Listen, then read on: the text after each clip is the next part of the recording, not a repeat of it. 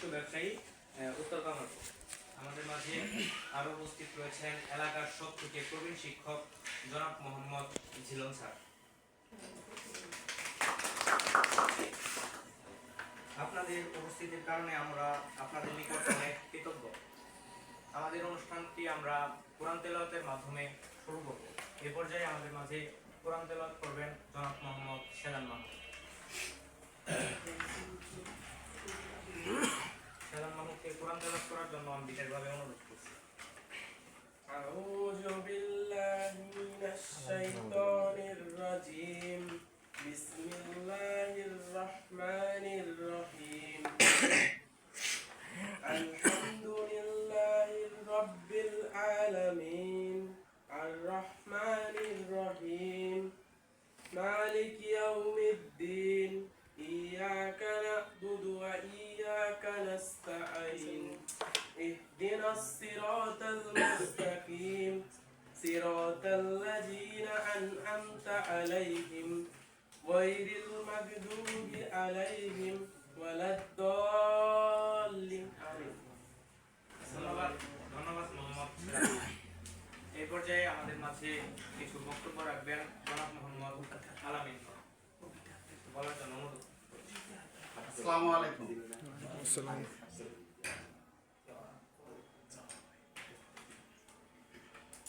আজকের এই বিদায় অনুষ্ঠানে আমাদের মাঝে উপস্থিত আছেন আমাদের ছিলাম আমারও স্যার, আমার ছেলেরও স্যার। উনি থাকছে হাসপাতালের সাথে ব্যবসায়ী। এই যে চাচা এসে কালাম চাচা, তোমরা যারা উপস্থিত আছো সবাইকে ধন্যবাদ। এই যে যারা অভিজ্ঞ আছে তারা কথাবার্তা বলবো, ছিলাম ভাই বিশেষ করে তোমরা তার কথা মনোযোগ সহকারে শুনবা।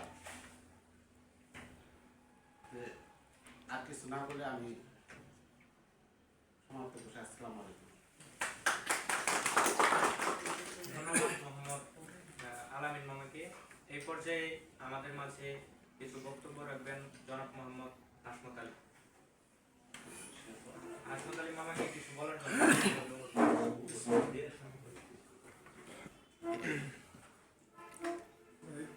আজকে এই বিদায় অনুষ্ঠানে সকল ছাত্রবৃন্দ আসসালামু আলাইকুম। বলার পর তো কিছু নেই, তোমরা সুন্দরভাবে লেখাপড়া করবা, স্যারের অবাধ্য হবা না, স্যারের যতটুকু বলুক অক্ষরে করে পালন করার চেষ্টা করবা, তাতে ভালো হব।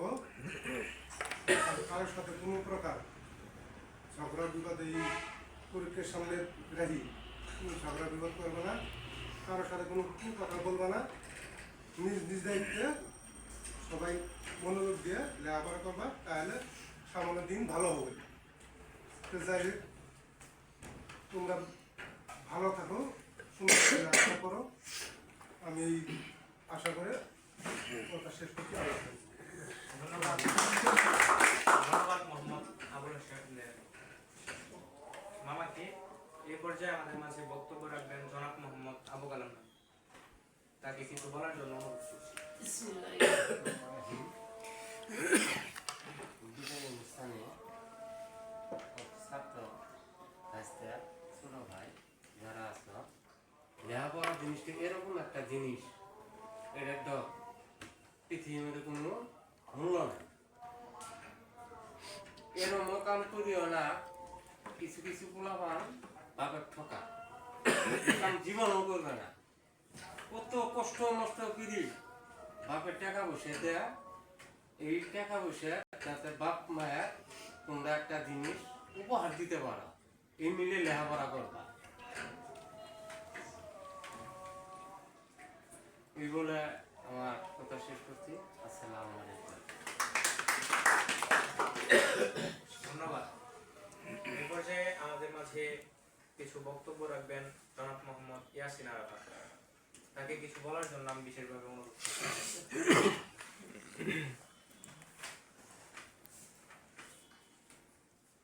সম্মানিত উপস্থিত সতী এবং আমার প্রিয় সহপাঠীরা, সকলে আমার সালাম গ্রহণ করবেন। আসসালামু আলাইকুম। আজ আমাদের সবার মন খুব ভারাক্রান্ত। মাত্র 6টি মাস আমাদের সাথে কাটিয়ে আমাদের প্রিয় স্যার জনাব মোহাম্মদ মিরাজ আহমেদ আমাদের মাঝ থেকে বিদায় নিচ্ছেন। যদিও 6 মাস খুব দীর্ঘ নয়, কিন্তু স্যার তার মেধামমতা আর শাসন দিয়ে আমাদের হৃদয়ের মাঝে যে জায়গা করে নিয়েছেন তা ভোলার মতো নয়। স্যার, আপনি যখন আমাদের প্রথম প্রাইভেট ক্লাস শুরু করেন তখন আমরা খুব ভয়েছিলাম, কিন্তু আপনার সহজ পাঠদান এবং বন্ধুসুলভ আচরণ দিয়ে আমাদের সেই ভয়কে জয় করতে পেরেছেন। সামনে আমাদের এসএসসি পরীক্ষা, জীবনের বড় যুদ্ধ। এই সময় আপনার চলে যাওয়াটা আমাদের জন্য অনেক বড় এক শূন্যতা। তবে আপনি আমাদের যে শিক্ষা দিয়েছেন তা আমাদের পাথেয় হয়ে থাকবে। জানি না এই 6 মাসে আমাদের কোনো আচরণে আপনি কষ্ট পেয়েছেন কিনা। যদি জেনে বা না জেনে আমরা কোনো ভুল করে থাকি তবে আমাদের ক্ষমা করে দিবেন। আপনার দোয়া আমাদের খুব প্রয়োজন। আমরা কথা দিচ্ছি আপনার শেখানোর পথে চলে ভালোবাসা আর শ্রদ্ধা আপনার সাথে থাকবে। আমরা আপনার সুস্বাস্থ্য দীর্ঘায়ু কামনা করছি। ধন্যবাদ সবাইকে। আসসালামু আলাইকুম। ধন্যবাদ মোহাম্মদ ইয়াসিন আরাফাতকে। এই পর্যায়ে আমাদের মাঝে কিছু বক্তব্য রাখবেন মিঠুন।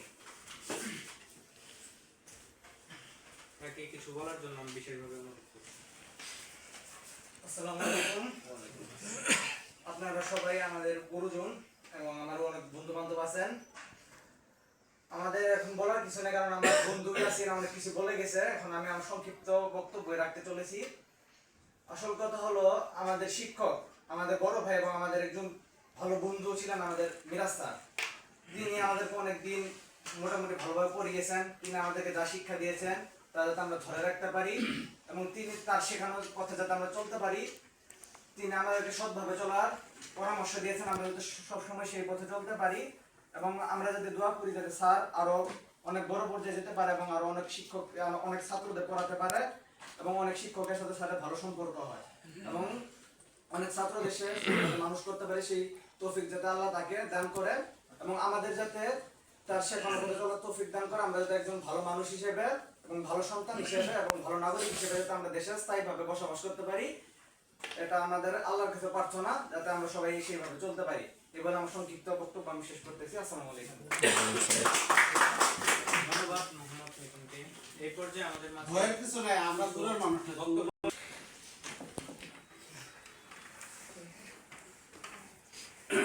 বিসমিল্লাহির রহমানির রহিম। আজকের এই বিদায় অনুষ্ঠানে উপস্থিত সম্মানিত সুধীবৃন্দ এবং আমার স্নেহের ছোট ভাই, সবাইকে আসসালামু আলাইকুম। তোমরা জানো মিরাজ আমার সবচেয়ে ভালো এবং কাছের বন্ধু ছিল। আজ সে চলে যাচ্ছে, কিন্তু বিদায় মানেই চিরতরে বিদায় না। সে আবার হয়তো উচ্চতর কোনো ডিগ্রি নিয়ে তোমাদের সেবায় আবার নিজেকে নিয়োজিত করবে। তো সে যতটুকু জানি 6 মাস তোমাদের সাথে ছিল। এই 6 মাসের প্রায় তোমাদের সিলেবাস শেষ করে দিয়েছে এবং যার প্রেক্ষিতে তোমরা টেস্ট পরীক্ষায় খুব ভালো রেজাল্ট করেছো। আমি আশাবাদী তোমরা এসএসসি পরীক্ষাতেও খুব ভালো রেজাল্ট করবে এবং মিরাজের জন্য দোয়া করবা। সবার সুস্থতা এবং দীর্ঘায়ু কামনা করে আমি আমার বক্তব্য শেষ করছি। আসসালামু আলাইকুম। ধন্যবাদ মোহাম্মদ নাবিল ভাইয়াকে। এই পর্যায়ে আমাদের মাঝে বক্তব্য রাখবেন আমাদের এলাকার একজন প্রবীণ শিক্ষক জনাব মোহাম্মদ হিলন স্যার। তাকে আমি কিছু বলার জন্য অনুরোধ করছি।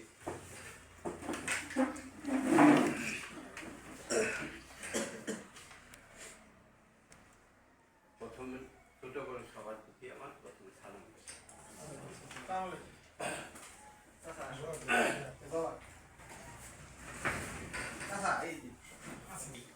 অত্যন্ত মর্মান্তিক আমার বিদায় কথাটি আবার খুশির একটা বিদায় 2 প্রকার।